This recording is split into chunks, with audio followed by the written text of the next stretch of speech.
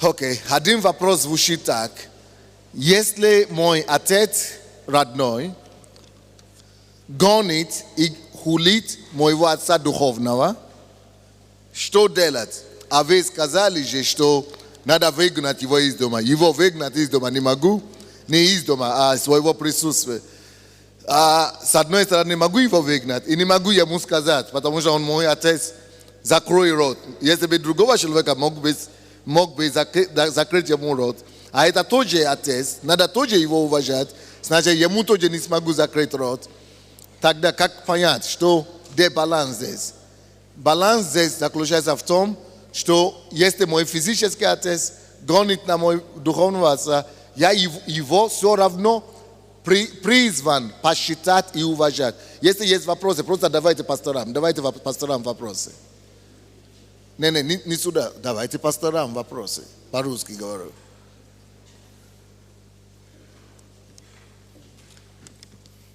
Значит, мы продолжаем посчитать нашего отца как отца. И ему говорим: папа, уважаю тебя, посчитаю тебя, но то, что ты говоришь, это не соответствует истине. Я не могу это слышать, потому что этот человек сделал в моей жизни то, что ни один человек не сделал, или что же скажешь. Но я тебя посчитаю и люблю все равно. И, то есть мы из-за этого не начинаем бесчинствовать или бесчинствовать нашего земного отца. Это не есть повод, чтобы бесчинствовать его. Это понятно или не совсем? Теперь второй вопрос. Где грани между почтением лидеру и следованием за Иисусом? Я еще думал об этом еще сказать, но раз вопрос поступил, очень простой. А Иисус есть наш главный верховный судья и Бог, и Господин, и Царь, и так далее. Поэтому мы поклоняемся, следуем и служим Христу. Но Иисус сказал, кто принимает вас, принимает кого? Иисус знает природу человека, что человек сам не способен подчиняться другому человеку. Человек сам по себе, ему удобнее, и он ему хочется подчиняться только Богу, которому он не видит. Это удобнее всего. Каяться перед Богом, подчиняться Богу, которого никто не видит. И таким образом обманывать себя, что я праведный. Но ты знаешь, каким образом тебе знать, насколько ты праведный? Поэтому Бог дает тебе человека. Человека тебе Бог дает. Чтобы через человека тебя проверять, тебя испытывать. И чтобы таким образом выяснить, насколько ты на самом деле праведный. Поэтому, допустим, у меня когда-то был водитель, который говорит: я ухожу в уединение и на пост, чтобы Бог меня освободил от этого раздражения. И говорит: я молюсь, выхожу с поста из уединения, чувствую, Бог меня освободил. Все, я освобожден от этого, от раздражения. И как только что попадаю домой, жена эта проклятая, начинает меня раздражать и выводить меня из себя. Я не знаю почему. Я только что победил раздражение. Потом прихожу домой, как она начинает меня раздражать, все, опять я выхожу из себя. Потому что человек сам себе живет в иллюзии, самообмане. Он думает, что то, что он помолился Богу, и он в уединении, никого нету, попастился, он не видит живого человека, он думает, что он уже освобожден, что Бог уже его освободил. Но как же тебе знать, свободен ли ты или нет, если не будет раздражителя? Как тебе знать, если ты уже свободен или нет, если не будет раздражителя? Должен быть раздражитель, который тебя наступит на ногу, чтобы тебя понять, освобожден ли ты или нет. Поэтому то, что мы говорим, что мы следуем за Богом, единственный способ, как вам знать, следую ли я за Богом или нет, это то, как я следую за человеком. Не уловили?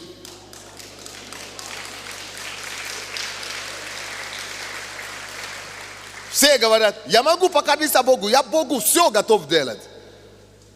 А потом, допустим, одна такая ситуация. Мы проповедовали в церкви о посвящении, полное посвящение Богу, полное посвящение. И мы говорили, кто хочет отдать себя Богу без остатка, отдать все, что у него есть Богу, отдать всего самого себе, свою машину, свою семью, свой... И этот человек пришел и говорит, что, Господи, Бог меня так облегчил сегодня. И пришел впереди и говорит, пастор, я все отдаю Господу. Соберите все, я хочу все отдать Богу. Все полностью, все мои счета, а он бизнесмен, все мои машины, все это, я хочу все посвятить Богу. И не только он, но много их. А потом в конце служения пастор к нему подходит и говорит, брат, нам надо на евангелизацию в село поехать завтра, понедельник. А у него джип. Можно твою машину? Он говорит, пастор, завтра же у меня работа. Я готов все отдать, но завтра у меня я на работу еду.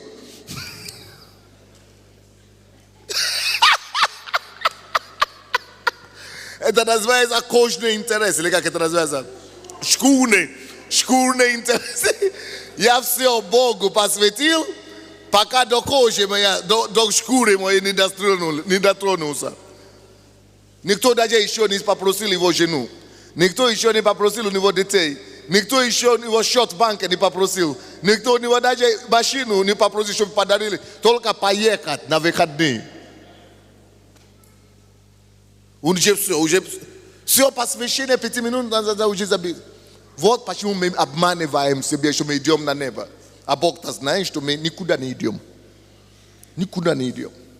Пока мы не будем готовы последовать, покориться человеку, мы далеки от покорения Богу.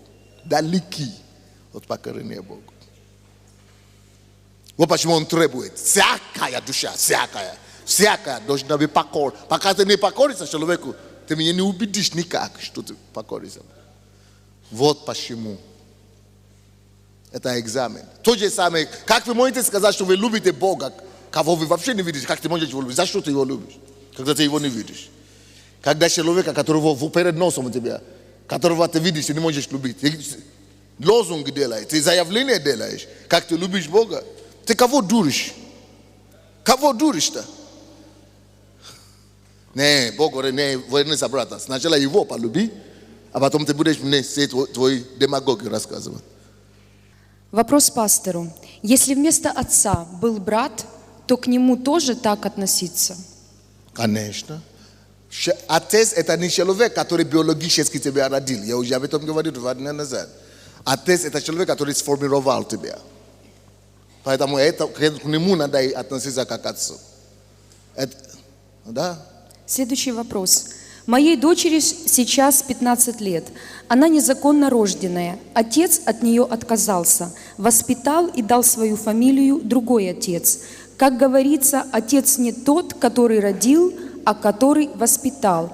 Как мне здесь поступать? Как говорить своей дочери о почтении отца, который от нее отказался?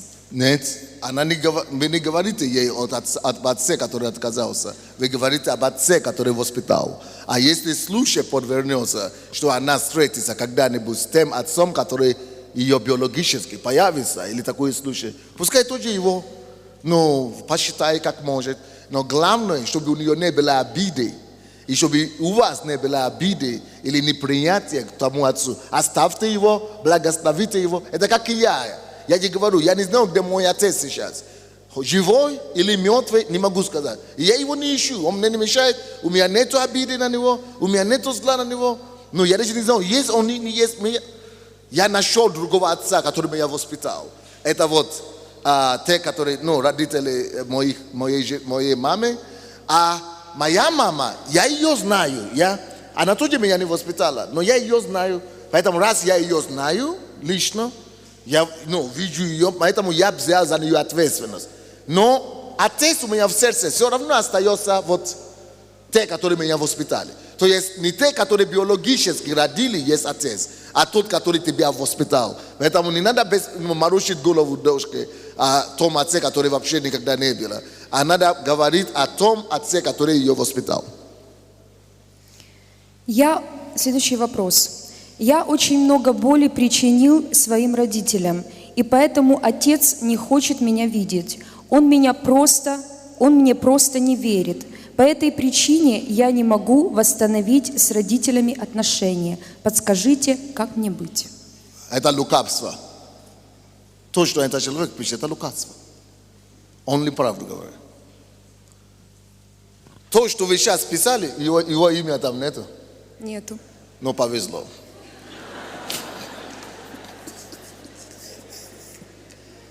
Принцесса, please. То, что он там пишет, это есть факт. Но это не есть истина. Да, из-за твоего прошлого родители отказались от тебя и не хотят видеть тебя. Это правда. Я согласен, что это, такой факт имеет место. Но это же не значит, что из-за этого я теперь не могу восстановить отношения с родителями. Очень просто. Если это отличается от того случая, когда ребенок никогда не видел отца, не знает и живет свою жизнь. Это отличается от этого. Потому что это случай, родители тебя воспитали, дали образование, делали все тебе. Из-за твоих поступок они отказались от тебя. Поэтому из-за твоих же поступок ты должен завоевать их. Что я бы делал на вашем месте? Я бы слал и маме, и папе деньги каждый месяц. Я бы слал каждый месяц, переводы бы делал. Я бы приезжал бы подарками, сумками. Как это магазин называется? Ишван или как называется? Аршавин или как там? Ашан. Я бы заехал в Ашан, я бы собрал, накупил бы продукты, привел бы туда. И они сказали, мы тебя не хотим видеть. Хорошо, возле двери оставил бы и уехал бы. Вот искренний человек как бы поступил. Он не ищет, повод этого. Отговорки не ищет. Он не ищет оправдания, чтобы сказать, вот, они же меня не принимают, вот, сами виноваты. Нет, это лукавство. Когда мы ищем причины, это лукавство. Следующий вопрос. Как выйти из такого положения, если человек, который взял ответственность за тебя, проклял тебя и дальше продолжает проклинать? То же самое. Если он воспитал меня, проклинал или проклял, это значит, я что-то сделал. Никогда на свете мама и папа, которые воспитали, вложили тебя, не начнут проклинать тебя на ровном месте. Они наоборот ждут от тебя, чтобы ты стал для них уже благословением. И ты знаешь, что ты сделал. Ты знаешь, что ты не так сделал. Поэтому что нужно сделать из твоих же поступков? Надо искупить свой грех делами и завоевать их любовь. Следующий вопрос. Я хочу почитать и уважать родителей моего мужа. Они меня любят, и я их тоже. Но свекровь при мне и детях плохо говорит о своем муже. У них плохие отношения. Как мне быть? Ее сын – мой муж, и я хочу его уважать и повиноваться ему. Какая твоя проблема? Это она говорит плохо. Твое дело посчитать их. Это же она совершает грех. Это грех на ее душу. Зачем позволить ее неуважение кому-то зарабатывать вам проклятие? Продолжайте посчитать его. Как вы должны были посчитать ее? А детей своих уводите оттуда, когда она будет плохо говорить об этом человеке. Или вы сами уходите, когда он начнет говорить плохо. Но почтение проявляйте. Пастор, объясните, пожалуйста, что такое благоговеть? Благоговеть значит так уважать человека, чтобы даже не думать, мыслях даже не оскорбить этого человека. Так благоговеть человека, что даже мысли не допускать. Не то, что в твоем присутствии. Если я благоговею перед Мариной, допустим, я даже, пускай она курит, пускай она пьет, это ее вопрос, это же не мой вопрос. Это не мой вопрос, это ее вопрос. Но мысли об осуждении я даже не допускаю. Вот что такое благоговение. Я настолько люблю, я настолько уважаю. Точно так же, как мысли об Иисусе негативном не могу допустить, так и не могу допустить даже мысль негативном о моем отце или о моем лидере. Потому что есть те, которые из нас, допустим, скажут, так, мы идем к другому человеку. Мы лицо никогда не говорим. Мы же украинцы, да? Лицо никогда ничего плохого не говорим. Мы праведные в лице. Но за дверью своего дома, тогда мы начинаем с мужем или с женой, начинаем все, что мы думаем, как при коммунизме, короче.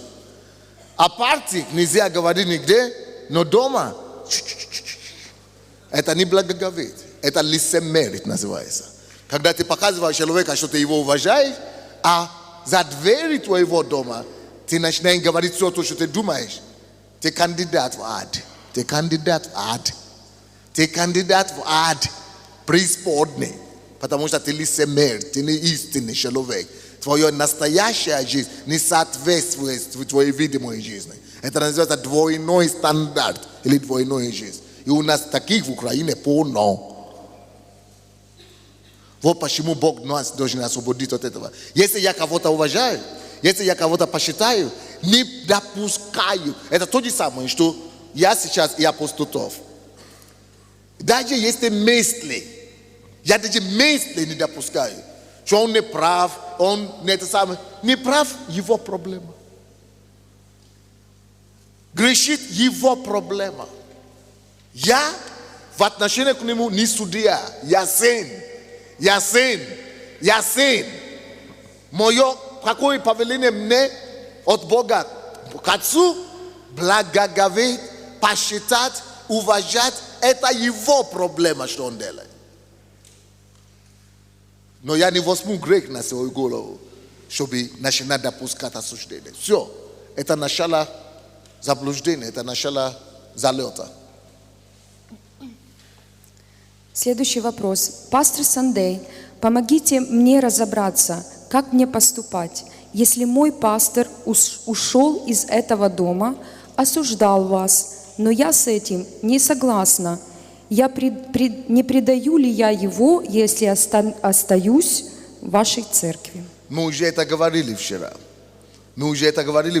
Это если мой пастор ушел от своего лидера, то есть он сам в заблуждении, он сам не слушается своему лидеру. Что Иисус сказал? Он ушел в бунте. Он пошел против своего отца. Иисус сказал, если я не делаю дела кого? Отца моего, то не верьте мне. Это Евангелие от Иоанна 10:37. Если вы видите, что я не иду на ногу в ногу, иду в разрез со своим отцом, со своим лидером, если я не делаю его дела, даже если он не ушел из Царства Божьего. Допустим, у нас сейчас, я вам рассказал историю позавчера о том, что есть некоторые люди, даже в Киеве здесь, у нас общий пост, они даже своим людям не говорят. Они, это мои пасторы, которые я поставил, которые пришли сюда босыми, нагими, голыми, какой хочешь. И теперь они даже не объявляют себя в церкви, что пост идет. Они никогда не говорят, не направляют людей в домашнюю группу пасторов. Они не говорят своим людям о лидерских школах. Они не направляют людей на ретриты. И они передо мной, мы самые большие патриоты, вот мы. Это перед пастором Сандей. Но у себя в церкви, куда их поставили, они... Вот такие люди, которые ходят в подобную церковь, должны просто развернуться и пойти на высшую власть, которая есть. То есть, если наша власть не покоряется высшей власти, ты идешь на высшую власть, чтобы решать вопросы. Понятно или нет? То есть, это то, что написано. Иисус там говорил, если я, то есть он прозрачный, он чистый. Если я не делаю дела Отца, кому я подчиненный, Вы, мои ученики, не следуйте за мной. Как только что вы услышите, что я начну говорить что-то плохое на апостолатофа, гонить на него или не делать, или не утверждать его авторитет, вы не имеете права оставаться в этой церкви. Вы должны от меня отвернуться тоже. Вот то, что Иисус имел в виду.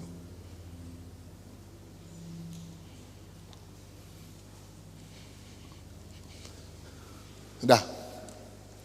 Следующий вопрос. Если пастор говорит одно, а муж, верующий служитель, говорит другое, кого мне слушать? Если другой, это зависит от того стандарта. Если это по бытовым делам, нужно слушаться мужу. Если это по духовным делам, которые Бог, Слово Божие, четко говорит, нужно слушаться пастору. Особенно если этот вопрос, который ограничит властью Бога.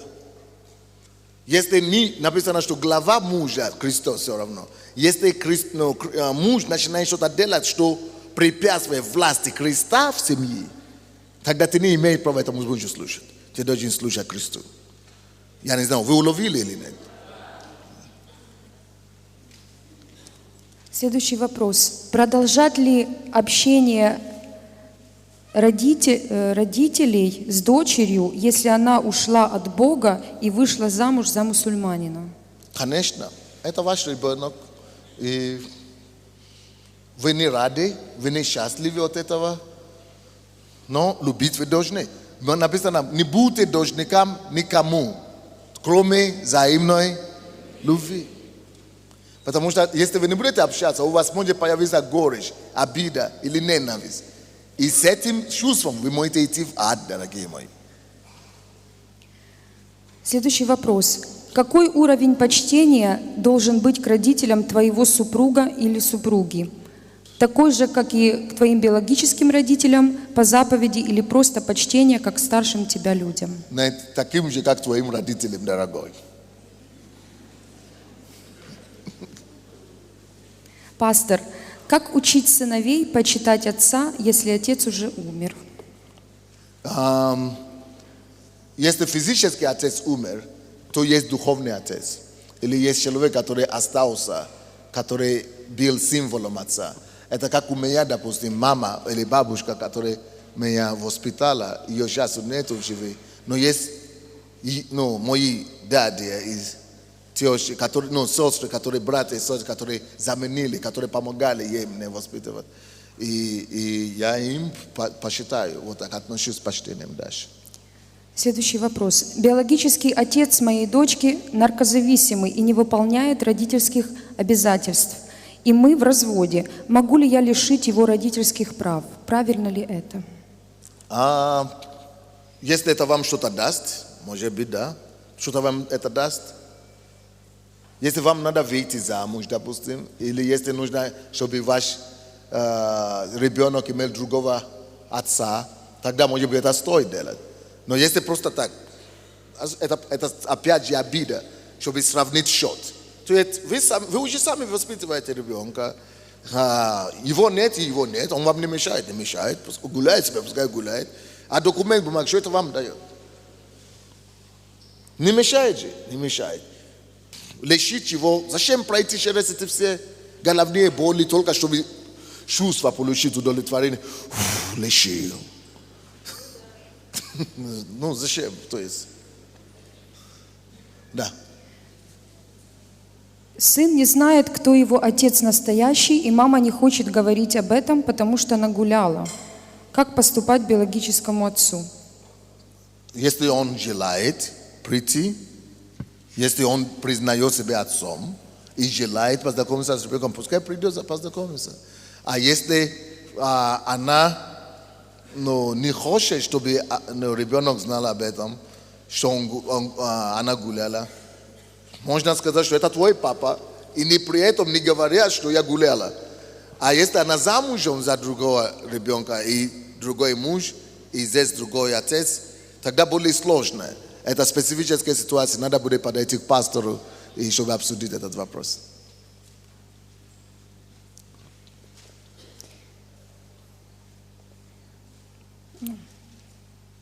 У меня 3 детей, и я их воспитываю без мужа. Грех ли это? Ну, Воспитывать без мужа не может быть греха, не может быть грех. Даже если вы родили их без мужа, это грех. Но даже если это грех, покайтесь и все.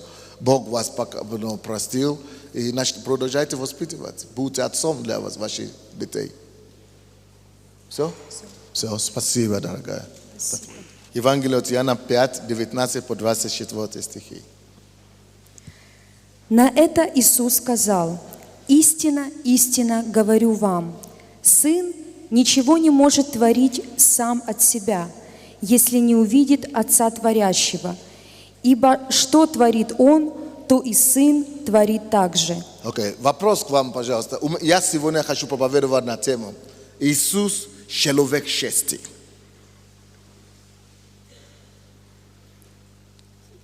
Подойдите кто-нибудь сюда, чтобы, например, как пример. Иисус – человек счастья. Здесь нам говорится о том, что Иисус говорит, сын не может ничего делать от себя, если не увидит Отца Творящего. И только то, что он видит его Творящего, только тот самый делает сын. Скажите мне, пожалуйста, физически смотреть, ну, даже по-естественно, по-человечески. Иисус Христос есть Сын Бога, да? Не слышу? Да. Он мог бы вытворять на земле здесь. У него есть воля своя, или он робот. Он мог бы сделать на земле то, что он посчитал нужное, или нет? Не понял? Не убедительно вы говорите.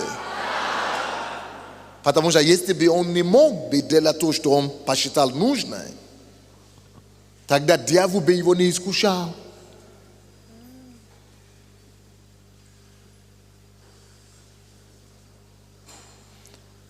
Вот где смысл всех искушений. Дьявол знает, что самый заветный враг человека только в одном заключается. Эгоизм, эгоцентризм человека. Наш эгоцентризм, мой эгоцентризм, искание своего «я», это самый большой мой враг. И все искушения, которые дьявол посылал Иисусу, все было вокруг этого одного факта.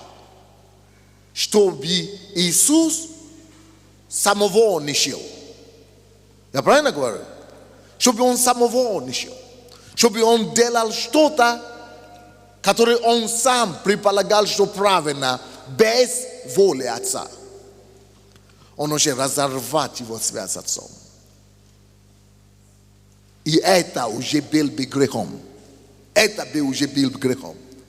Сделать просто от себя то, что он посчитал нормально, без исполнения и выяснения воли Отца.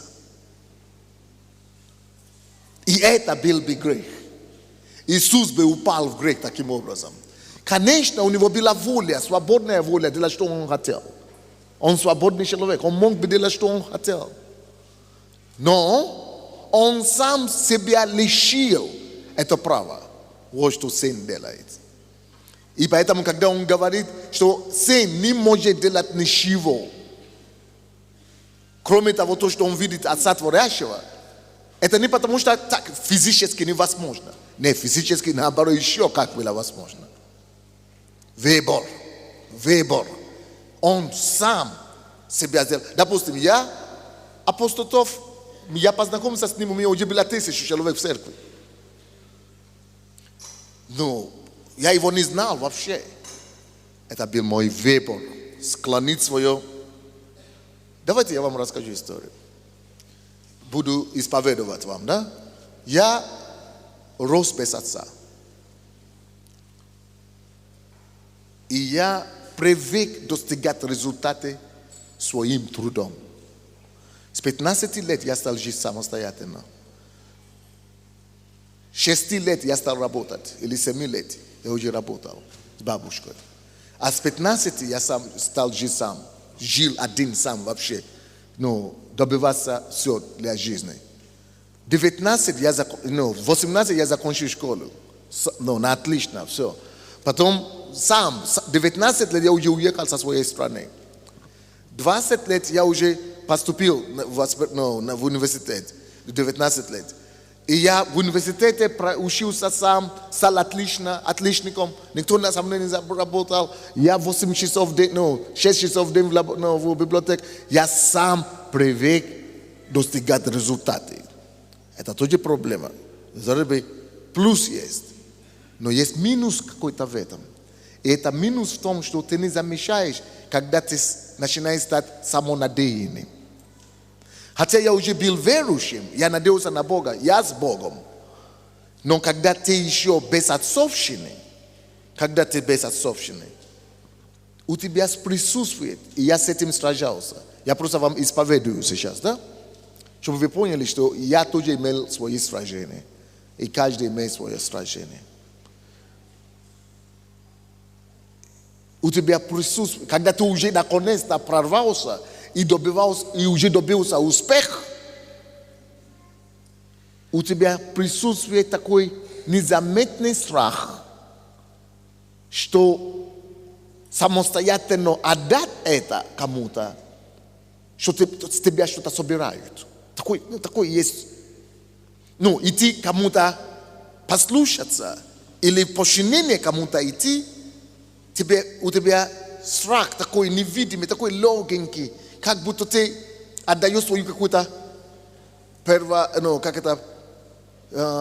Исав или первородство, как будто ты какой-то первородство свое отдаешь, как будто с тебя собирают твое законно,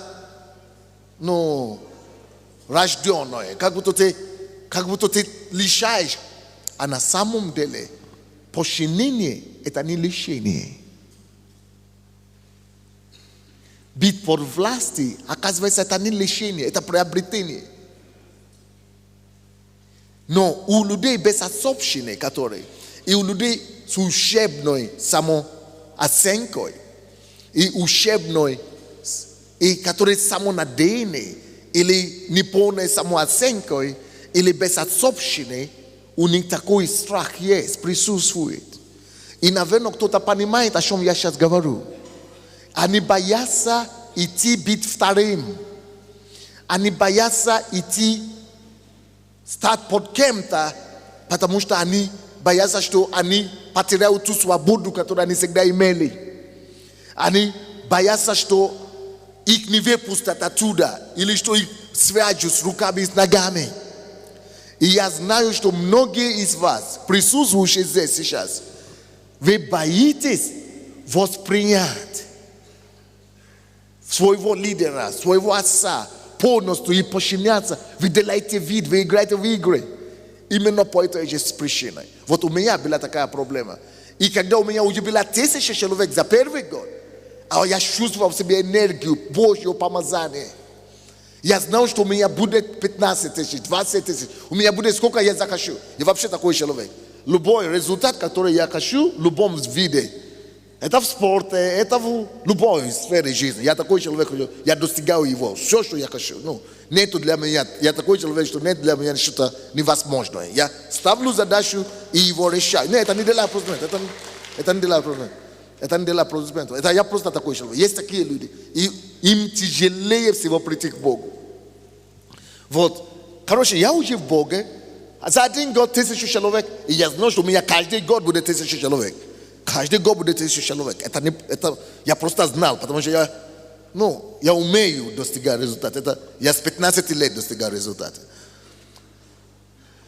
И когда у меня уже 1000 человек, и тут Бог мне говорит, я пришел в уединение, я же всегда ревностный. И я думал на то время, что самое главное то, что мне нужно, это выстроить отношения с Богом. Это легче всего. И у меня оно было выстроено хорошо. Отношения с Богом. Я уходил в уединение, я молился 2 часов ночью до 5, до 7 утра. Я был ревностный не дай Бог. Кто меня знал первый год, у меня было с Богом очень хорошие отношения. И я думал, что это все, что надо. Безотцовщина. Это безотцовщина. Люди, которые так мыслят и думают, что у меня отношения с Богом, Все, если я буду молиться больше, если я буду поститься больше, если я буду искать Бога больше, если у меня будет с Богом отношения хорошие, мне больше ничего не нужно. Это безотцовщина звучит. Это безотцовщина звучит. Ты хочешь исключить человеческого фактора, ты хочешь исключить людей вообще. Чтобы человек не имел на тебя влияние. Чтобы ты мог делать то, что ты хочешь. Под эгидом угождения Богу. Чтобы таким образом угождать Богу. Делать то, что ты хочешь. Слушая Богу напрямую. Чтобы никто вдруг не помешал воле Божьей. Как будто этот человек может выше Бога стать. Как будто этот человек может помешать. Никто вообще не может Богу помешать, в конце концов, чтобы вы знали. И тут у нас 1000 человек в церкви. И я, может быть, ты пока присядешь, я тебе дойду тебя, доберу за тебя.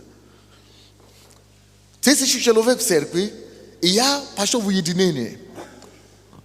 Молиться Богу и поблагодарить Его, я был, потому что я выполнил свой план. Не за то, что 1000 человек, поэтому я пошел молиться, а за то, что я ставил план, и оно вышло. Больше, 2 раза быстрее, чем я думал. Я хотел построить 1000 церковь за 2 года. Но я его сделал за год. И я потом пошел к Богу и закрылся в уединение и начал молиться, благодарить Его. В посте, в молитве, благодарю Тебя, спасибо Тебе, Господь. Ты чудный, Ты верный. Спасибо, спасибо, спасибо Тебе, спасибо, спасибо. Я сокрушаюсь, я благодарю. Плачу, сокрушаюсь. Благодарю Тебя, Господь, спасибо. Обожаю Тебя, люблю, спасибо. Люблю, спасибо. Обожаю, спасибо. Ты верный. Нет подобного Тебе. Спасибо. Спасибо Тебе, Господь. И вдруг слышу, тебе нравится, какой результат у тебя получился? О, да, Господь, Ты верный, Господь, Ты верный Бог, Ты верный, Господь, спасибо, Ты верный, Господь. Ты бы хотел, второй вопрос, ты бы хотел дальше такой результат иметь? О, да, Иисус. О, да, Господь, конечно. Я бы сделал все, Мы спешим обещать. Я сделал все. Да, Господь. Потом он говорит, теперь послушай. Иди научись смирению и покорностью. 3 вещи. Смирению, покорностью и подотчетностью. Смирению, покорностью и подотчетностью. Смирению, покорности и подотчетности. Смирению, подотчетности. Смирению, покорности и подотчетности. Смирение, покорности и подотчетности. У моего слуги. Найди любого. Найди, просто поищи. Найди человека, кому ты можешь подчиняться. Вот это слово пробило мне в сердце. Фу! Подчиняться. У меня страх. Ой, а если он придет, он станет диктатором. А я уже знал много историй, где духовные отцы, они не дают человеку осуществлять его призвание. Я знаю многие такие истории, где если ты помощник, ты никогда не станешь самостоятельным, ты никогда не станешь пастором. Ты будешь делать только здесь, внизу. То есть попадается тоже, к сожалению, плохих примеров, которые не дают человеку развиваться, а только мешают.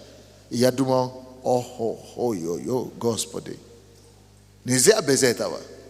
Но я не мог спорить. Я понимал, что Бог не предупредил. Ты хочешь продолжать иметь такое? Тебе нравится, какой результат? Ты хочешь продолжать? Я понял намек. Мой успех не будет долговечен. Помните то, что мы сказали вчера с вами? Чтобы тебя посчитать, человека надо посчитать. Человека надо посчитать. На земле, не Богу. А я себе рву себе одежды, чтобы Бога посчитать. Akaziweza krome boga. Ishonada na zemle sheloveka na ushisa. Pashitati. Pashitai atsa imat sheloveka krove ploti na zemle. Što bi utibia bila dol galete, što bila blaga na zemle i dol galete na zemle. I dol galete na zemle. Što bi tvoj uspeh bil dolgaletni, dolgavišni. Tu tebe uspeh ni bude dolgavišen. Tu tebe uspeh bude krotka vremeni. Eta bude kak speška. Pojavila se vona i 6 zavtra. Te bude kaska. Budu raskazivati tebe kaka prišak, što tako i bil. I este bem, e as tolka Sivonia, postea 18 let, ili 17 let, ja начинал понимать, потому что все эти годы не были случаи такие серьезные, за которые апостолов, я бы сказал, что апостол меня выручил. Но Бог знает все впереди. Но я же не знаю, это видимый случай, я же не знаю те молитвы, те ходатайства, то, что он делает перед Богом, который я не знаю. Легко думать, приписывать себе всю славу. Легко думать, что все это только благодаря тебе и твоей молитве, и твоим усилиям. Вот как я стал искать, друзья мои. И нашел апостола Тофа. Now, в его случае, то есть в моем случае, я мог бы сказать, во-первых, и заметьте себе, ну, нелегко подчиняться человеку, который безотцовщенный, ну, который сам страдает безотцовщенный, как я. Я победил это, слава Богу, молитве. Но к чему я говорю вам? Я говорю о том, что, возможно, есть тоже такие люди в зале, которые боятся утерять какое-то свое завоеванное или какое-то приобретенное, какой-то крови, потом какие-то достижения, или какую-то свободу, или какую-то вольность. И боимся этого. Из-за этого страха мы боимся быть ценным. А Бог хотел мне это научить. И только сейчас, когда вот это случай произошло со мной, по то, что я рассказал на день рождения, я наконец-то дошло до меня, что вот чему мне надо было учиться в 17 лет, чтобы я мог полностью понять, что такое синонство и отцовство. Теперь зададите себе вопрос, друзья. Давайте мне перед Богом. Он-то сердце видит. Он душу считает. Сердце видит. Мысли твои уже знают до того, как оно у тебя появилось. Есть ли у вас такое опасение тоже?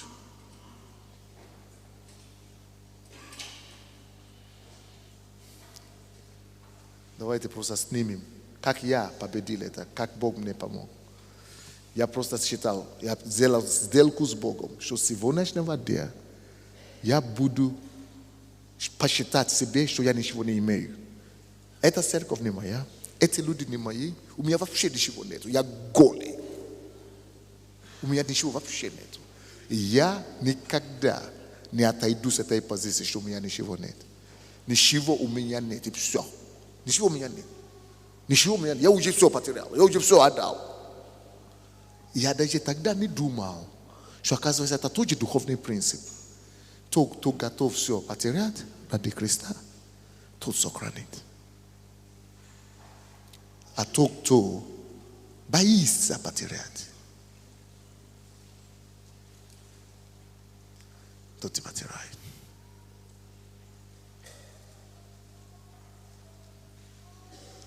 Лучше заранее уже все отдать, чтобы жить потом в свободе всю жизнь.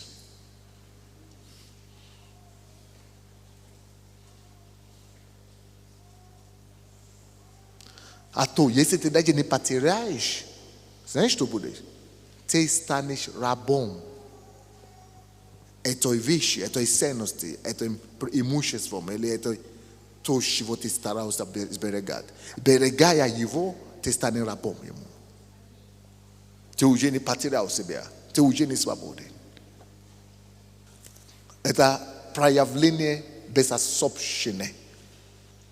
лучше быть сыном, чем быть баструком, чем остаться баструкой. Лучше быть сыном, чем быть рабом.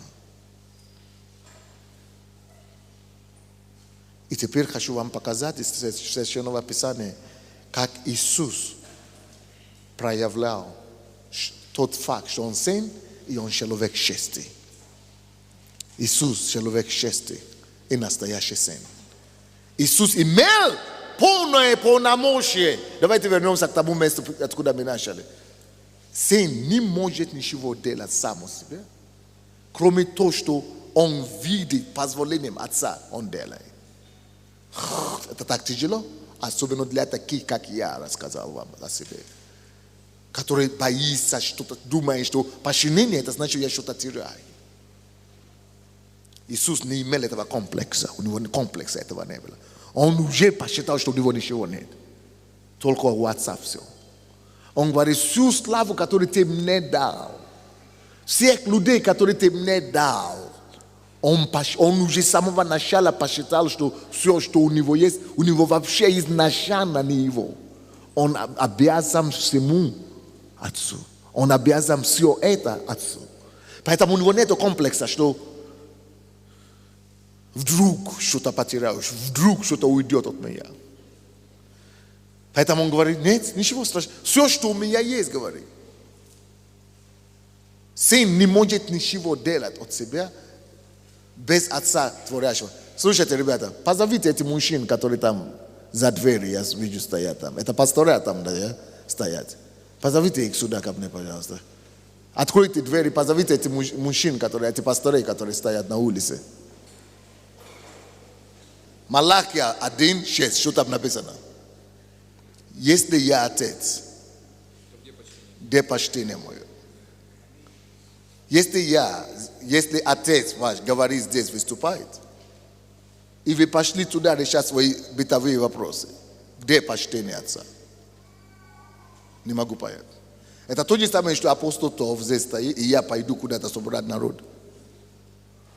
Он даже говорит, если даже, пока даже Отец тебя не говорит, не он, еврейская культура говорит, пока Отец тебя не говорит, давай, уходи, ты можешь, ты даже не делаешь, даже не шевелишься. Что вы себе скажете на защиту?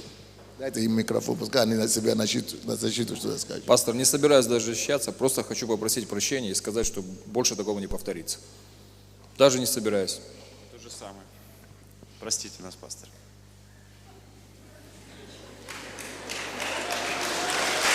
Może by mужчины появятся посольство Божье наконец-то. Może by mужчины появятся посольство Божье наконец-то. Порядок придет в дом или нет? Порядок придет в дом или нет? Если это начнет с мужчинами, тогда у нас будет порядок в доме. Дальше микрофон передай. Пастор, простите, каюсь.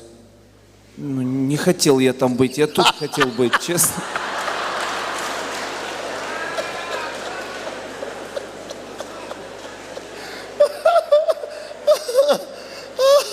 Потому что это уже стала культура, субкультура такая, что кто-то пьет там чай, пока ты здесь потеешь. С этой культурой надо покончить. Кто согласен со мной? Вы согласны, церковь? Пастор, каюсь. А что это значит? Ничего не скажу, пастор. А?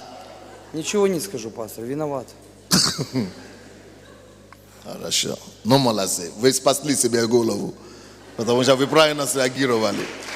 Будет у нас культура Царства Божьего, нет? Вам не повезло, что именно вас. Вы у меня в глаза, под глаза попали. Поэтому это значит, Бог знает, что вы выдержите это испытание.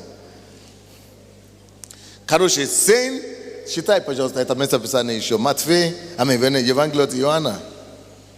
17, или какой? 5 глава, 19-24. На это Иисус сказал: «Истинно, истинно говорю вам, Сын ничего не может творить сам от себя, если не увидит Отца Творящего. Ибо что творит Он, то и Сын творит также. Ибо Отец любит Сына и показывает Ему все, что творит Сам, и покажет Ему дела больше Слушайте. сих, Да, больше всего. так что вы удивитесь. Это настоящий сын получает кайф от откровения Отца. Иисус ради этого откровения идет на гору всю ночь молится. 40 дней на посту молится. Он ищет откровения Отца. Чтобы жить этими откровениями. Чтобы исполнять эти откровения. Чтобы реализовывать эти откровения на земле. Он получает откровения на небо, реализует здесь на земле. И гордится, и бьет себя в грудь, что слушайте, еще больше мне откроет. Он еще больше откроет мне. Он еще больше мне откроет. Он еще больше мне откроет, друзья. Это еще не все. Он мне больше еще откроет.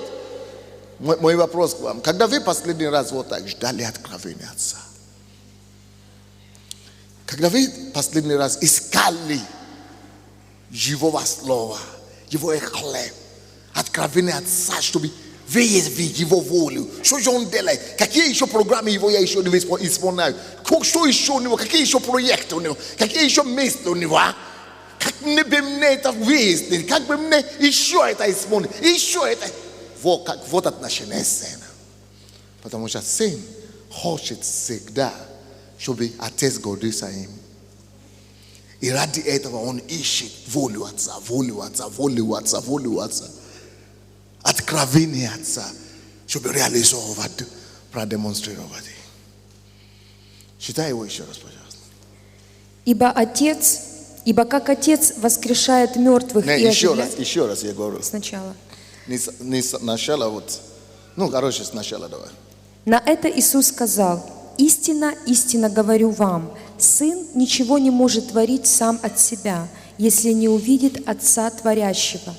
Ибо что творит Он, то и Сын творит также. Ибо Отец любит Сына и показывает Ему все, что творит Сам. И покажет...» Видите, откровение Отца, настоящий Сын, смотрит на него как проявление любви Отца к нему. Ибо Отец еще больше мне покажет. Он от этого кайфует. Отец еще больше мне покажет. Я вам точно говорю. Потому что я его люблю. И он меня любит. Он мне еще раскроет больше. Он мне еще свои планы раскроет. Он меня доверяет. Он меня любит. Я хочу выявить, какие еще у него планы. Ибо Отец любит Сына. И больше всего еще откроет ему.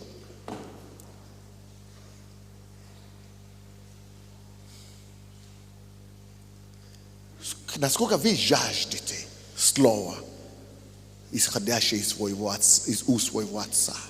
Насколько вы жаждете планы, стратегии, ведения. Насколько вы хотите проникнуться в его голову, в его мозг, в его способ мышления. Чтобы понять его, чтобы уловить его сердце. И чтобы быть сердцебиение его в ногу с ним. Насколько вы трепетом ждите это слово, это откровение, это волю. Насколько вы соединены. И воспринимаете ли вы наставление, откровение Отца как проявление любви к вам? Всегда так было. Бытие, притчах написано, что кого Бог любит, тому Он открывает свою тайну. А потом в псалмах написано, кто имеет страх Божий, тому Бог открывает тайны свои. Всякое откровение Отца – это проявление Его любовь, Его благосклонности, Его благоволения тому человеку, кому Он открывает. Поэтому я лично сейчас, чтобы вы знали, те, которые жалуются, что пастор не проповедует по воскресеньям больше, не буду. Я хочу, чтобы мне люди доказали, что они ценят слова из уст моих, что они дорожат, что они отчаянно ищут это источник живой воды. Я проповедую каждый день, но уже не в церкви, только для жаждущих. Я уже как Иисус понял, почему Он только всем говорил притчами, а когда уже со своими, сел и начинает разъяснять. Без толку давать всем подряд. Докажи мне, что ты достоин. Он только говорил публике, когда это евангелизация, или когда это неверующие в основном, когда это толпа, когда это все. Но если вы идете дома, докажите мне, что вы идете. Тогда вы будете достойны получить хлеб живой воды. Дальше считай, пожалуйста. И покажет ему дела больше сих, так что вы удивитесь. Ибо как Отец воскрешает мертвых и оживляет, так и Сын оживляет, кого хочет. Ибо Отец не судит никого. Отец никогда ничего не собирает от Сына. Во-первых, слава, которую Сын имеет, это то, что Он получил от Отца. Это во-первых. Во-вторых, даже то, что Сын имеет, Отец готов добавлять к этому все время. И в-третьих, Он говорит, теперь Сын никого не судит. Как Отец воскрешает, Отец никого не судит. Сейчас дальше будет. Он передал всю власть судить Сын. Даже полномочия, когда Отец находит Сына достойного, когда Отец находит достойного последователя, но Сына, который доказал, что Он Сын, даже то, что у Отца по праву, Отец начинает это просто скидывать и передавать этому Сыну. Потому что это удовлетворение и счастье Отца сидеть и наблюдать, как процветает Его Сын. Ничего не удовлетворяет Отца, как сесть и наблюдать за то, как получается у Его Сына. Ничего не радует Сына, Отца, как давать задачи, давать откровения и самому просто сесть и видеть и наблюдать, как Сын справляется с этим. Это то, что было у Бога, у Иисуса. Он сел на небе, послал Иисуса на землю и смотрел. И получал удовольствие от того, как Сын справлялся с задачами и инструкциями Отца. И теперь Сын может говорить, ребята, я понял, я уловил. Я не только не потерял ничего. Я не только не потерял ничего. Он от меня ничего не отобрал. Наоборот. Вы что? Я теперь стал воскрешать людей из мертвых. Так же, как только же Отец такие вещи делал раньше. Только Отец мог такие вещи творить раньше. Но благодаря моей жажде, моему послушанию, моей страсти угодить Ему, даже и мне Он дал полномочия, и Он дал силу также воскрешать, как и Отец. Он что, Отец не боится, что я Его место займу? У него что, нету комплекса, что вдруг затму Его, или как там? У него что, нету жажда, что моя слава перекроет Его слава? Нет. Если Он настоящий Отец, у него нету страха. Он только будет рад. Любой настоящий Отец радуется и хочет, чтобы Сын делал намного больше и стал намного больше, чем Он, чем Отец. Читай это местописание еще раз, последний, который ты читала стих. Ибо как Отец воскрешает мертвых и оживляет. Видите, это уже ранга Отца. Ты никогда не теряешь, когда ты становишься сыном. Ты никогда не теряешь, когда становишься сыном. Ты никогда не теряешь, когда становишься сыном. Но когда у тебя есть страх потерять, что, чего мы боимся, то есть происходит с нами. Так и Сын оживляет, кого хочет. Ибо Отец не судит никого, но весь суд отдал Сыну. Даже суд на небе. Я тебя так доверяю. Куда он пошел? Давай. Я тебя верю. Ты пошел на землю. Ты сделал то, что я сказал. Но ты даже еще не знаешь, какую славу я тебе дам. У тебя была одна слава, когда ты здесь был со мной.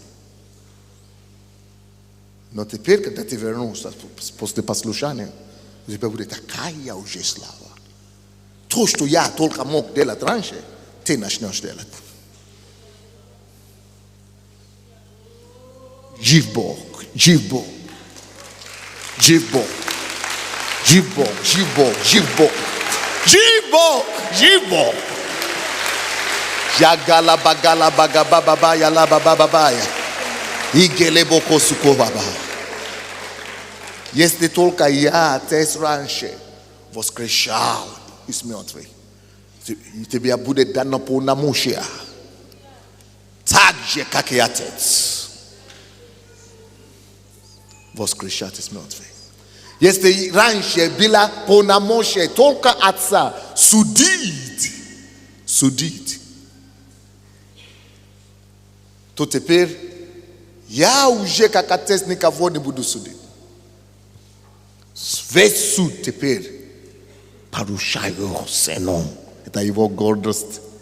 Это гордость отца. У меня есть сын, который может делать то, что я раньше все делал.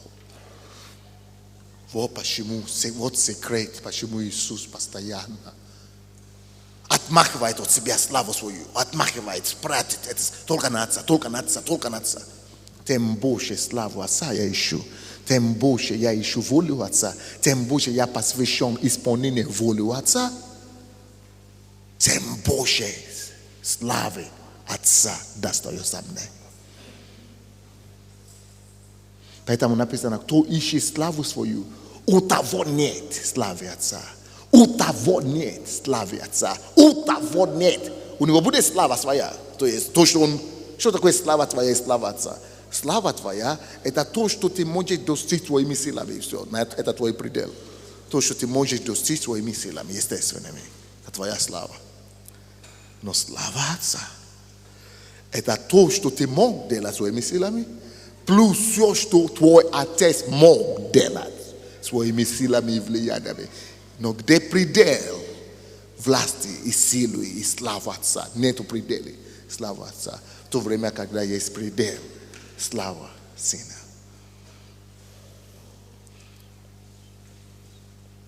Кто-нибудь слышит меня или нет?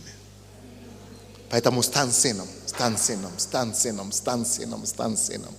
Сокруши твое сердце, скажи. Вот это те комплекс неполноценности, который меня мучит, держит меня как капек. Именем Иисуса я разрушал тебя, это идет меня. Вот это страх потери, это идет меня. Вот это гордость, сделать свое, вот это искание своего духа, искание своего, это идет меня. Именем Иисуса Христа я сокрушаю свое сердце. Я нахожу трепета и страха и благоговение перед Отцом моим, который меня воспитал. Мы прочитали это место, да? Все. Давай еще одно место Писания. А? Еще 2 стиха. Да. Читаю до конца, да? «Дабы все чтили Сына, как чтут Отца. Кто не чтит Сына, тот не чтит и Отца, пославшего Его». Он сказал, мало того, что ты будешь воскрешать, как я, ты будешь судить, как я. Я вообще еще больше сделаю. Делаю так, что то, как чтут меня, как поклоняются, как весь мир поклоняются только Богу одному. Так же и было. До Нового Завета поклонялись весь мир только Богу. Но с тех пор, как ты показал послушание, весь мир будет поклоняться только не одному Богу уже. Иисусу Христу также и Сыну. До сих пор мы с вами поклоняемся наряду Богу и Иисусу. Мы даже зачастую чаще упоминаем Иисуса, чем мы упоминаем Бога Отца. Вот исполнение вам слова. Теперь начнут поклоняться не только Богу Отцу, но и Сыну. Ты никогда ничего не теряешь, когда ты слушаешь Отцу. Ты никогда ничего не теряешь, когда ты становишься сыном твоего Отца. Когда ты следуешь Отцом, ты никогда ничего не теряешь. Ты только приобретаешь больше, чем ты мог думать или мечтать. Больше, чем ты мог думать. Он возвещает тебя на ранг, о котором тебе вообще не снилось, что такое бывает. Еще одно место Писания. Евангелие от Иоанна 17.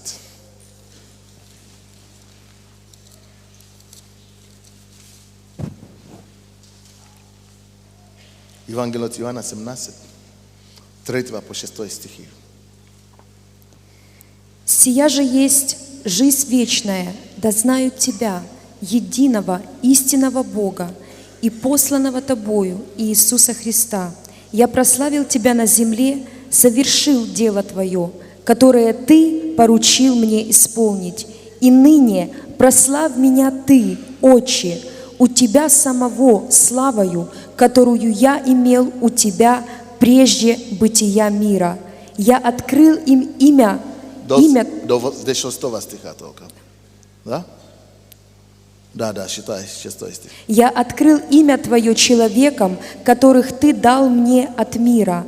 Они были Твои, и Ты дал их мне, и они сохранили Слово Твое». Я прославил тебя. 6 стих еще раз читай, пожалуйста. «Я прославил Тебя на земле, совершил дело, которое Ты поручил Что с мне тобой сегодня? исполнить». Тебе мандраж какой-то? Читай нормально. «Я прославил Тебя на земле, совершил дело, которое Ты поручил мне исполнить». Вот.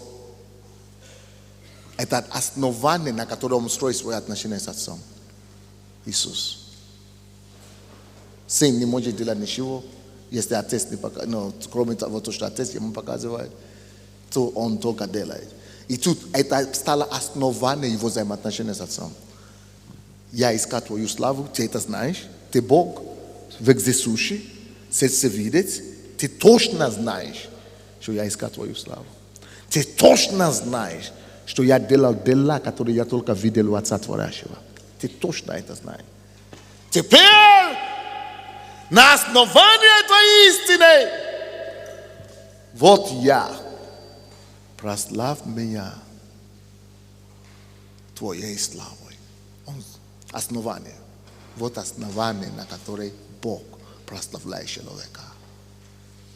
Когда человек не искал своего, искал его славу, искал славу Отца, делал дела Отца, он имеет все основание, чтобы теперь потребовать, чтобы Отец прославил их. Как? О чем это говорит для меня? Это говорит об духовном авторитете. Допустим, когда он пришел к этого Лазаря, да, который умер, он тот же самое сказал: Отец, вот мертвый человек.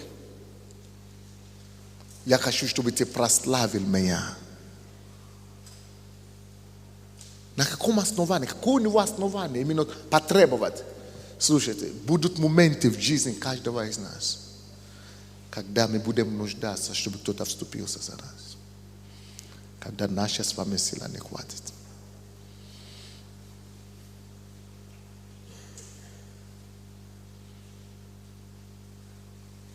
И таких моментов будет очень много.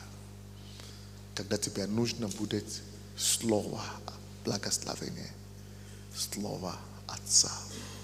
Скажи только слово. Но ты можешь сказать, скажи только слово. Именно всю славу ты нес. Именно всю славу ты утверждал. Именно всю дело ты совершал.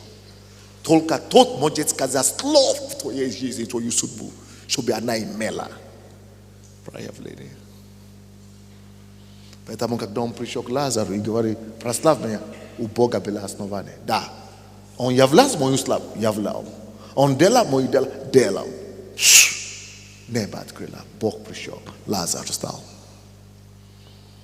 Если у нас с вами, если мы не искали славу Отца, это то же самое, допустим, что кто-то ко мне приходит, а он, бродяга такой. То церковь перешел, то с этой церкви перешел, то туда перешел, тут. Он меня видит раз в полгода, короче, или раз в 3 месяца. Потом приходит и говорит: пастор, у меня вот рак горла поставили, помолитесь за меня. Помолюсь, конечно, и молюсь, высвобождаю веру. Человек-то ни славу Отца не утверждал, ни дела его не нес. Я-то стараюсь молиться. Но Бога ты не обдуришь. Бога не обдуришь. Бога не обдуришь. Бога не обдуришь. Меня-то можете обдурить. Но Бога-то не обдуришь. Бога-то не обдуришь. Другой человек приходит, он говорит, пастор меня послал, женщина, пастор мой, она служитель церкви, у нее обнаружилась опухоль головы. И когда пастор, это мой сын, другой, в Киеве, под Киевом, не справлялся, его молитва не справлялся, он говорит, иди к пастору Сандей. И когда тот пришел, я говорю, я буду молиться, а я знаю, что она служитель, она несла славу Отца. Она утверждала авторитет Отца. Она делала дела Отца. Она была ответственна за целое направление в этой церкви. И шанса нету, чтобы у нее была успешная операция. Или, чтобы, все могло бы быть, потому что в голове, это опухоль в голове возле глаза и так далее. Можно что угодно случиться. По-моему, неделю или две после операции она уже была в церкви. Это было невероятное чудо Божие. А тот умер. Чью славу ты несешь? А чьи дела ты совершаешь? В основном мы только делаем, мы только несем собственную славу. Только ищем собственную славу. Написано, кто ищет свою славу, у того не будет славы Отца. Все, Отец отказывает. Но кто ищет славу Отца, тот сохранит не только свою славу, но и слава Отца. Это как епископ говорят, что где бы он ни был, куда бы он ни ездил, это взрослый человек, старше меня. Везде говорят, что он постоянно говорит, я пришел от имени, я епископ, я пришел от имени пастора Сандей, наш духовный отец и так далее. Отец, я младший, но я как отец. Принцип духовный.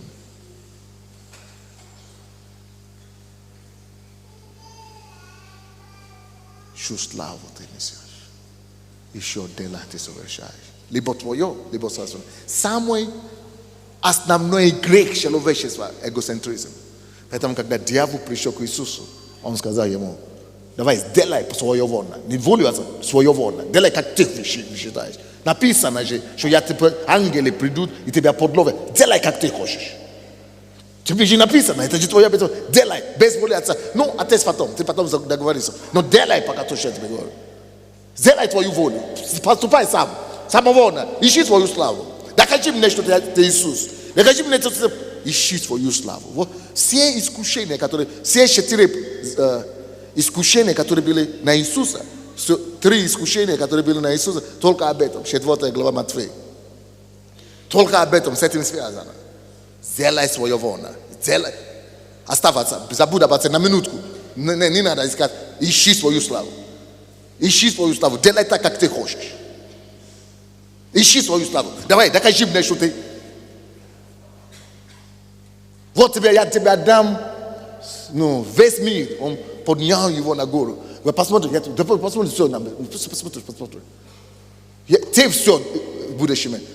Мою славу, я все буду иметь. Свою славу. Люцифер, я все буду иметь. Мне все достанется. Если бы он искал свою славу, он бы это получил. Но это все, это было бы все, что он имел бы, без славы Отца. Это то, что я сказал одному из пасторей, который здесь ушел отсюда. У него был самый крупный церковь из тех, которые ушли. 600 человек. Епископ мне звонит, он ушел. Он хочет с вами встретиться. Я говорю, не надо со мной встретиться. Не надо. Потому что он вчера только что меня обнимал. Он вчера только что пожал мне руку. Что все, мы с вами, мы ваши дети навсегда. И сейчас он ушел. Все. Предатель. Неблагодарный. Он уже получил все, что ему. Я говорю, он никогда. Все, что ему надо. Не надо даже молиться, не надо проклинать. Это принцип. Ты уже получил все, что тебе положено. Я говорю, этот человек, все, что он когда-то будет иметь в служении, он уже его имел, пока он здесь был. С этого дня, как он ушел, он никогда не поднимется до этого уровня Божьей жизни. Почему? Потому что написано, наследство, захваченное поспешно, не благословится последствиям. И когда я был у Софии, я читал это местописание. Тоже у нее было 600 человек. И я сказал, наследство, захвачено поспешно, не благословится. Не сразу не благословится. Сразу кажется, что благословляется, наоборот. Но последствия не благословится. Последствия не благословится. Сразу кажется, что все классно, ничего не изменилось. Но последствия не благословится. И все, он уже имел все то, что может иметь. Все. Они все уже поменьшились по 3-4 раза, чем я им дал. Они даже это не могли сохранить. И это уже все. Это пик их жизни. И это трагедия, когда ты знаешь, что у тебя уже пик, когда тебе 30 лет или 40. Когда ты знаешь, что у тебя нет шанса. Как бы ты ни старался, как бы ты не вышел из себя, сколько бы ты ни постился, ты не молился, все. Ты уже знаешь, что все. Как будто... это самое, как это называется? Капошок? Колпачок поставлен на твою голову. Все, ты в бутылке. Ты в бутылке находишься. Все, выше этой бутылки не видишь. Тебя закрыли там туда внутри. Это как, жаба туда ставят иногда внутри. И он не может выпрыгнуть отсюда. Он все. Ты смотришь на него, он не может все. Ты уже потолок нашел. Потому что ты нарушил принцип.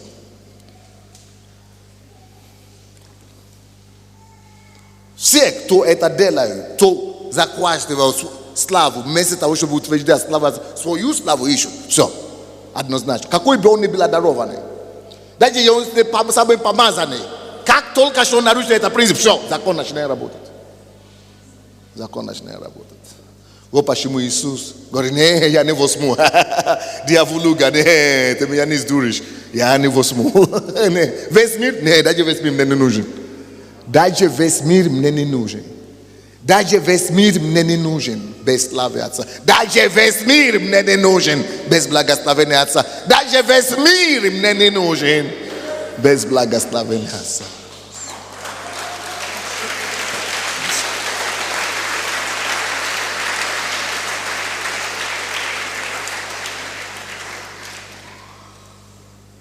Теперь я быстренько дам вам несколько истины, принципов, постулатов. И мы на этом закончим.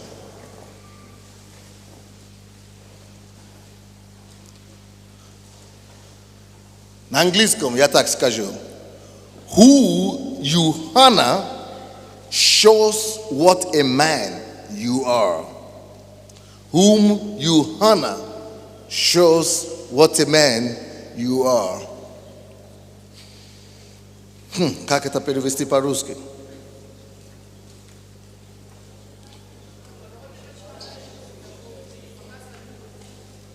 Так, как можно по-русски это сказать? Как?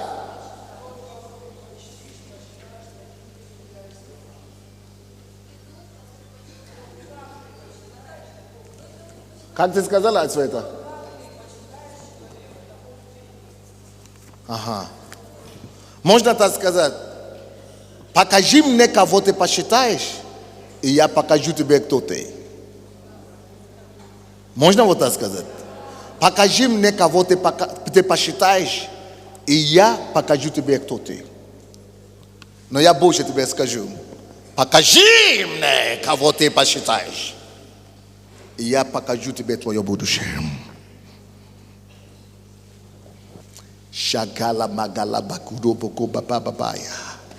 Shigala bakasa kalara boko soko babaya. Zegele bohoso bakala satabaya. Покажи мне, кого ты посчитаешь.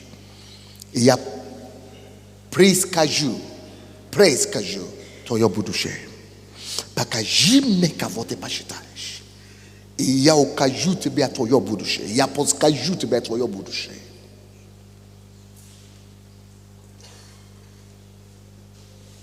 Почему это так? По простой причине. Потому что именно на тебе, в твою жизнь придет именно славу того, кого ты посчитаешь.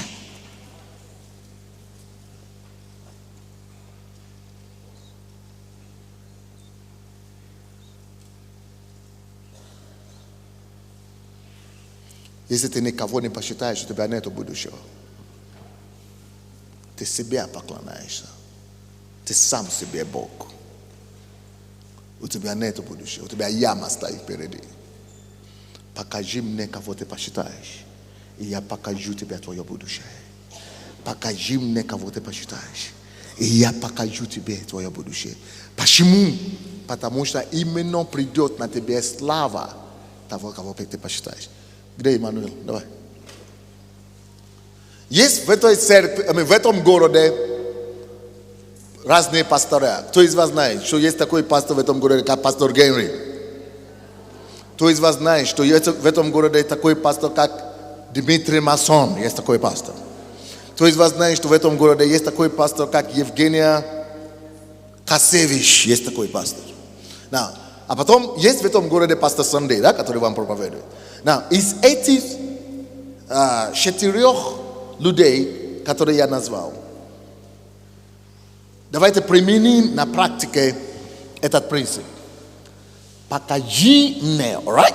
Покажи мне, кого ты посчитаешь, и я покажу тебе твое будущее.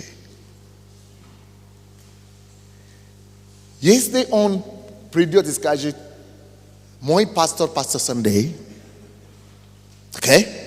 Мой пастор Сандей, я ему служу, я его посчитаю, я исполняю его волю, я несу его дела, я утверждаю его славу, я ему сын. Если он так ответит, объясните мне тогда, чья слава повлияет на его будущее? Чье влияние придет на его жизнь? Чье влияние проложить ему дорогу? Чье? Может ли он так вот служить пастору Сандею, чтобы при этом судьба пастора Генри служила с ним?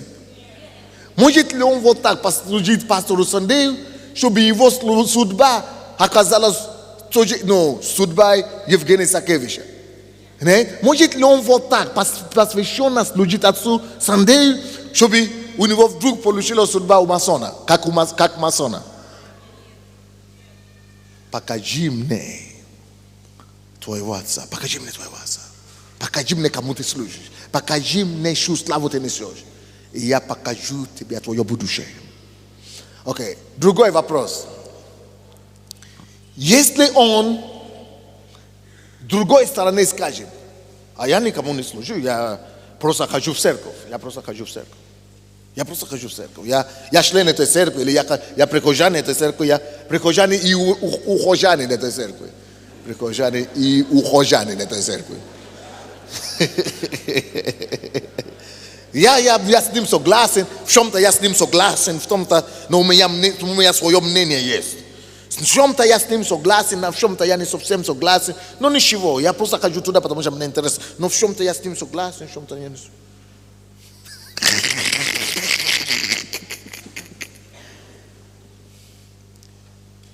Покажи мне, кого ты посчитаешь.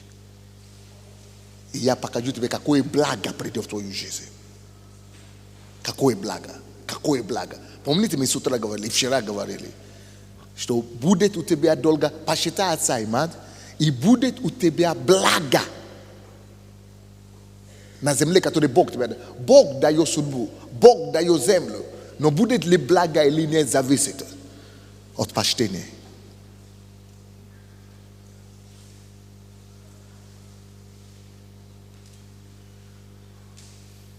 А он никого не посчитает, он просто прихожанин и ухожанин.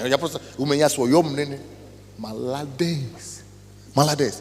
Вот почему люди пропадают в церкви. Вот почему люди пропадают. Ты свободный полет? В свободном полете ты пропадаешь. Ну, ты там и будешь дальше. Ты в свободном это самое полете. Вот ты там и есть свободный полет. Вот почему люди пропадают в церкви. Верующие пропадают. Где же он? Бил его уже нет. Потом услышал, уже похоронили. Уже он запил. Потом услышал, уже что-то еще. Вот. Будет ли у тебя благо или нет, зависит только от одной. кого ты почитаешь. И будет тебе блага, не благо пастора Генри, когда ты почитаешь пастора Сандей. Не благо пастора Масона, когда ты почитаешь пастора Сандей. Не благо пастора Акевича, когда ты почитаешь пастора Сандей. Покажи мне, кого ты почитаешь, и я подскажу тебе твое будущее. А у меня свое мнение. Молодец, ты себя посчитаешь. Класс. Тогда я тебе тоже скажу твое будущее. Все, у тебя крыша уже. Ты же сам себя посчитаешь, все. Крыша. Ты сам, ты выше своей головы не выпрыгнешь. Ты сам себя посчитаешь, ты сам себе Бог, все. Не, я Бога напрямую проповедую. Молодец. Ты не первый такой. А Бог сам, а что Бог? А что Бог? Бог что, глупый? Что он сказал, всякая душа, да будет покорна. Он что, с ума сошел, что он такой написал? Он что, он не в курсе? Что ты мог бы напрямую? Если сам Бог говорит, что глава Христос, Бог, Отец. Глава церкви, Христос. Глава муж, Иисус. Он что, он вообще, что Бог больной, как ты на голову или что ли? Он не больной, он Бог логики и Бог системы. Бог порядка и Бог предсказуемости. Итак, покажи мне, как мы сказали, кого ты, как? Кого ты посчитаешь, я тебе покажу, то ты, твое будущее. Покажу твое будущее. Следующий постулат. Нет, давайте мы на подтверждение этого места писания. 30 стих, там 17 глава, который мы читали, 30 стих, как подтверждение только.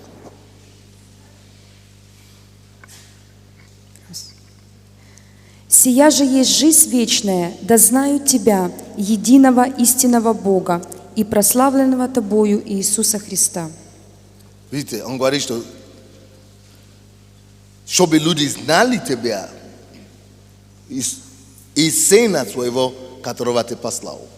Которого Ты послал. Он есть, Иисус есть, он есть продолжение, он есть счастье, он есть, он существовал ради Бога Отца.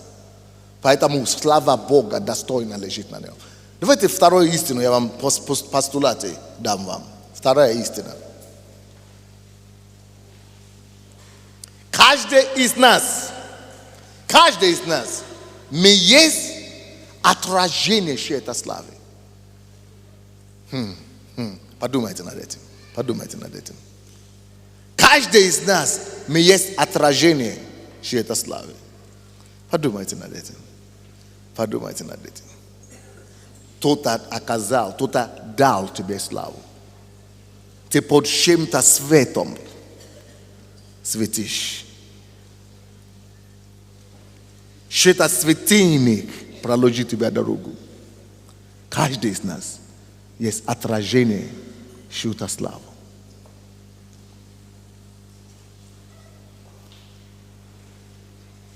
Даже если мы не даем честь, даже если мы не признаем, что я отражение Его славы. Даже если мы не признаем. К сожалению, из-за эгоцентричности мы часто такие. Не все такие, как епископ, как вы, епископ. Что он отражает эта слава.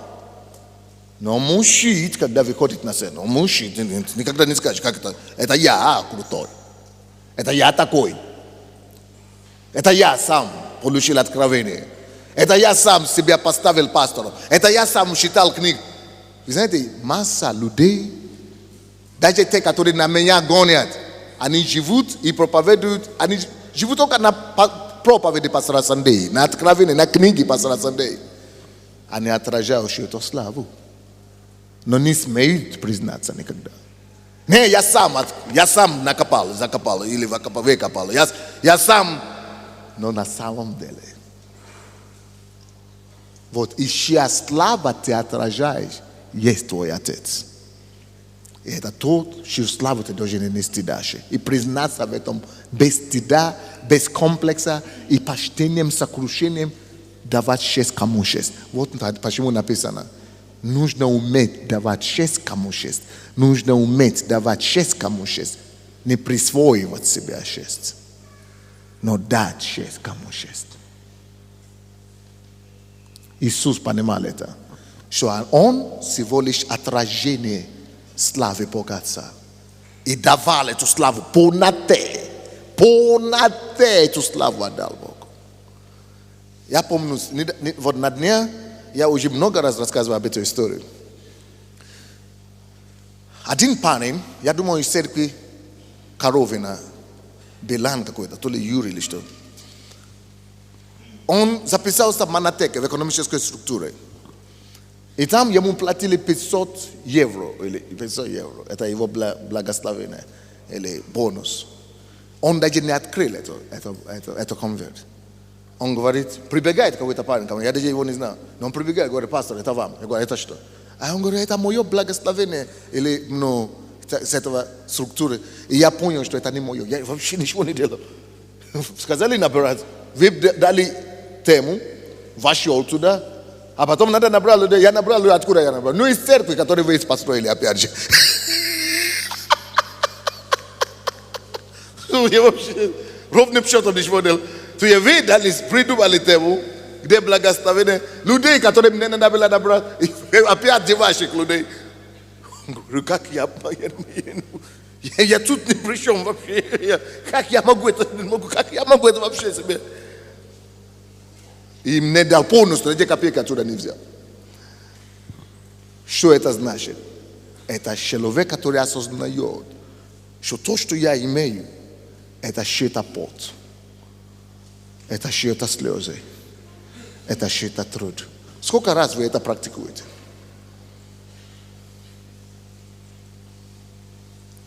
Хотя я не сторонник, чтобы дать все благословение кому-то, пастор Сандрей или кому-то пастор. Не надо это делать, это уже только если у вас откровение такое дело. Но в принципе, можно дать Богу, да? Но в принципе, просто я как иллюстрацию, как пример привожу, что значит славу, осознать, что я ношу что-то славу. Это человек, пример того, который понял, что я всего лишь отражение вашей славы. Ну, вы уловили меня или не совсем?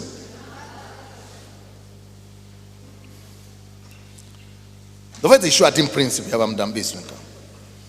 Не, давай на подтверждение того принципа. 5 стих считай. 5 стих.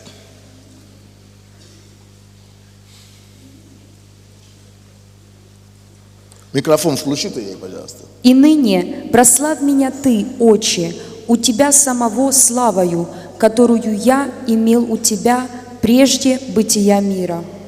И ныне, что? «Прославь меня Ты, Отче, у Тебя самого славою, которую я имел у Тебя прежде бытия мира». Славой, которую я имел у Тебя, Твоей славы, которую я имел раньше. Он есть отражение славы. Теперь считай 4 стих, и на основании 4 стиха дам следующие постулаты. «Я прославил Тебя на земле, совершил дело, которое Ты поручил мне исполнить». Сына. Еще раз скажи. «Я прославил Тебя на земле, совершил дело, которое Ты поручил мне исполнить». Потрясающе. Еще раз читай.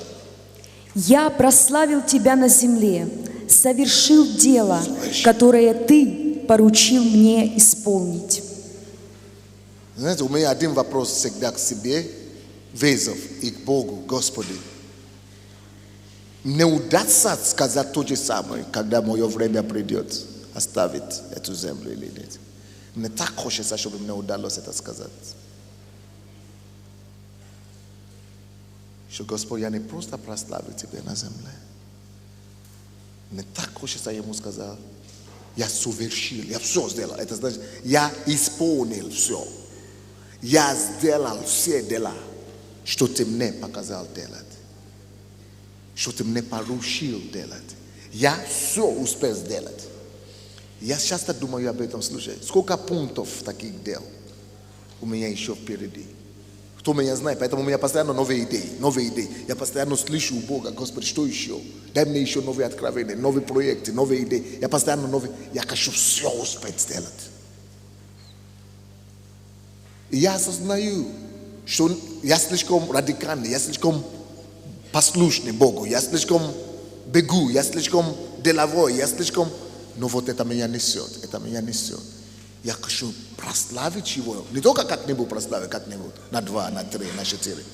Нет, я хочу так прославить, чтобы мог сказать: Господь, может быть, не получилось у меня 100%, только у тебя получилось 100%. Совершить все, что Он поручил. Но хотя бы 90 хороших сделал.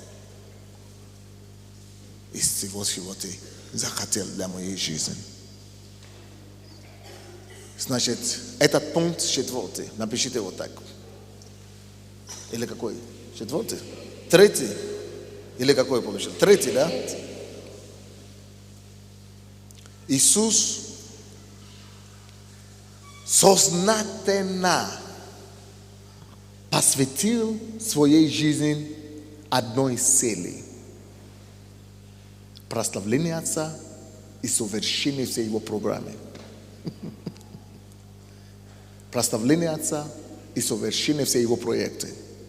Прославление Отца и совершение Его проекты. Конечно, допустим, с утра мы слышали, как потрясающий пастор Оксана Мадюдя с мужем, с Андреем Степановичем, потрясающую проповедь. У меня даже не было чего добавить после того, как они закончили. Конечно, кто-то скажет: но я же не могу быть, как они сказали с утра. Если папа говорил, если отец говорил ОС, значит ОС. Если отец говорит ОО, значит ОО. Если отец говорит аспирантура, значит аспирантура. Если отец говорит лидерский, значит лидерский. Если отец говорит ретрит, значит ретрит. И у меня, пока я сидел, я услышал в зале, не в духе, я уловил, что люди говорят: но как же, я же не могу быть везде. Я у тебя услышал. Действительно, может быть, вам и не надо везде. Ну, сколько человек хватит?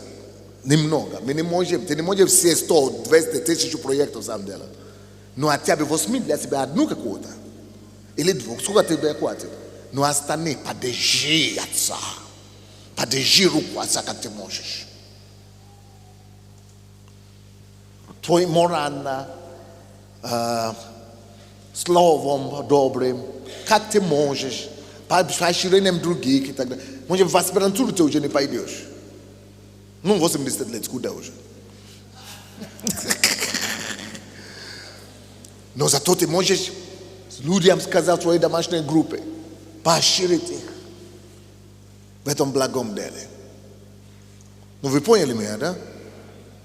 То есть не обозначает, что буквально ты должен свалить все на себя, а потом свалишься, а потом будешь обвинять Отца за все это. Отец виноват, короче. Ты нашел козла отпущения. Следующее. Вот это удивительный принцип.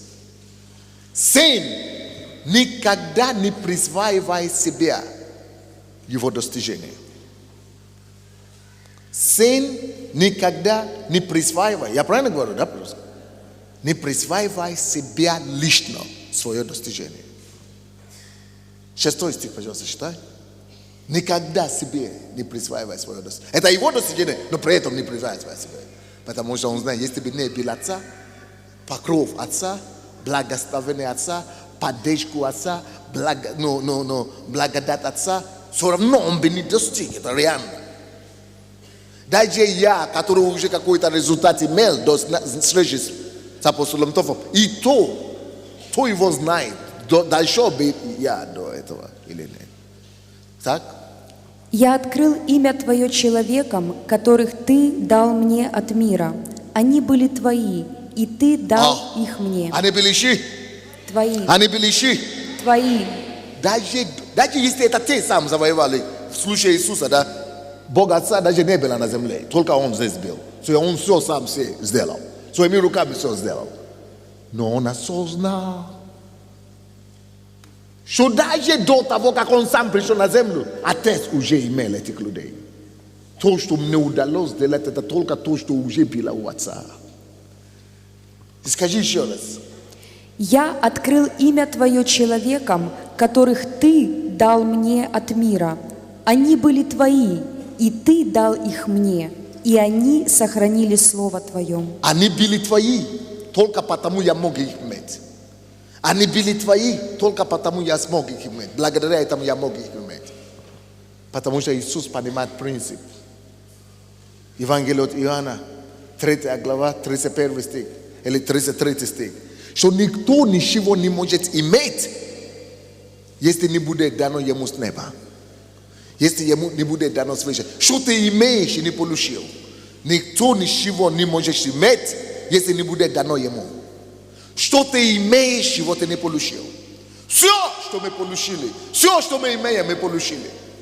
Я так проповедую, потому что я так получил от кого-то. Я говорю все то, что я знаю, потому что я у кого-то учился. Все, что мы имеем, мы от кого-то получили. Поэтому присвоить себе славу – это глупость, которую только младенцы делают. Только младенцы совершают такую ошибку. Дети и сыновья никогда не совершают такую ошибку. Дети и сыновья не совершают такую ошибку никогда. Все, что ты знаешь, ты откуда-то получил. Научитесь давать славу, кому славу принадлежит. Знаете, есть очень много из нас, которые... Мы взяли какую-то книгу, Майлз Монро, допустим, или кого-то. Мы прочитали, а потом закрыли глаза. Мы вообще о нем никогда не упоминаем, что это у него мы прочитали. Не, это я сам приду, это я такой умный. Ты не человек честный, парень. И я вам скажу, у меня тоже были такие моменты. Хочется сказать, что только у меня сам. Я сам все придумал.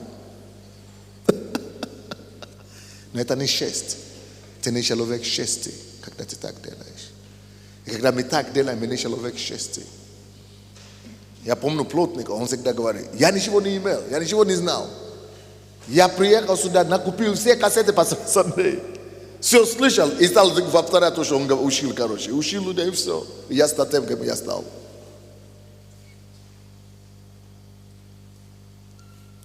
Но когда ты утаишь,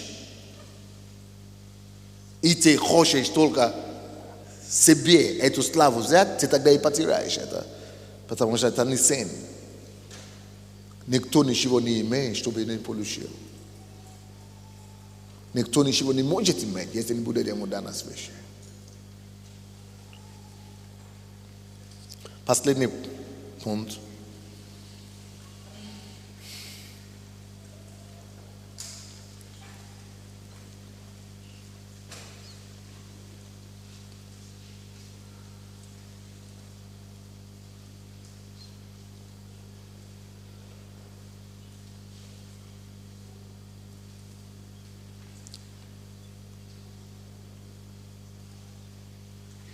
Евангелие от Иоанна 5, 23. Пока прочтут, я скажу, что человек честный никогда не присваивает себе славу.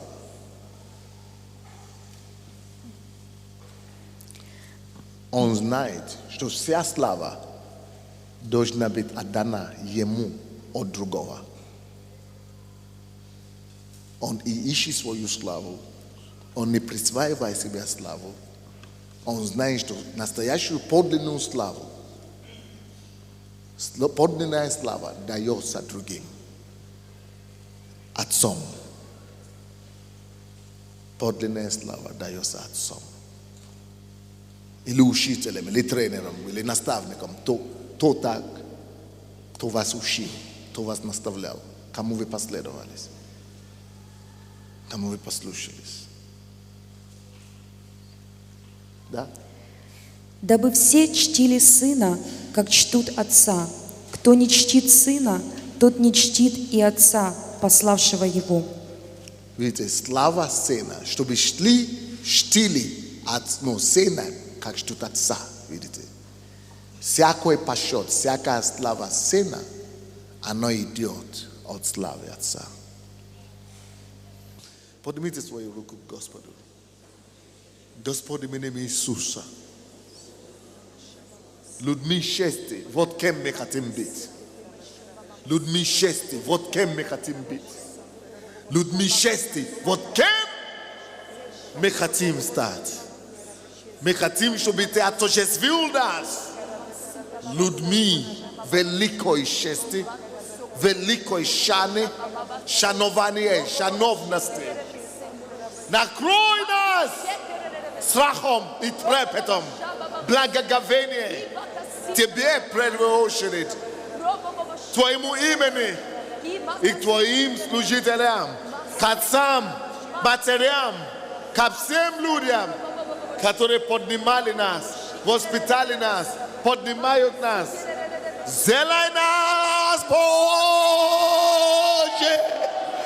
Сделай нас, Господи! Людьми чести, сокрушенного сердца, людьми благоговения, почетности, благоговения, трепета и жертвы. Мы благодарим Тебя, Боже, что таковыми мы станем, и этим мы прославим Тебя во имя Иисуса Христа. И весь народ Божий скажет: